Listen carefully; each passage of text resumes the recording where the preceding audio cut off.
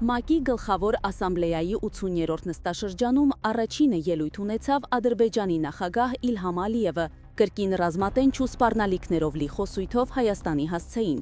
Իսկ Հայաստանի վարչապետի պաշտոնը զբաղեցնող Նիկոլ Փաշինյանի ելույթը անատամ ու անզոր էր։ Փաշինյանը սահմանափակվեց միայն ասելով, թե Ալիևի խոսույթը չի նպաստում խաղաղությանը։ Նա չարձագանքեց Ադրբեջանի մեղադրանքներին, թե Հայաստանը իբր էթնիկ զտումներ է իրականացրել։ Չի հիշատակեց նաև այն փաստը, որ հենց Ադրբեջանն է կատարել ռազմական հանցագործություններ ու իրականացրել հայաթափում Արցախում։ Գերիների հարցին էլ անդրադարձավ կեսբերան, ձևակերպելով որպես կառավարության ամենօրյա աշխատանքի մաս։ Փաշինյանի վարքագիծը ցույց տվեց, որ նա իզուր է զբաղեցնում Հայաստանի ղեկավարի տեղը միջազգային ամենաբարձր ամբիոնում անգամ չկարողանալով պաշտպանել սեփական պետության շահերը, իսկ այդ պայմաններում Ադրբեջանը միայն ավելի լկտիանում է։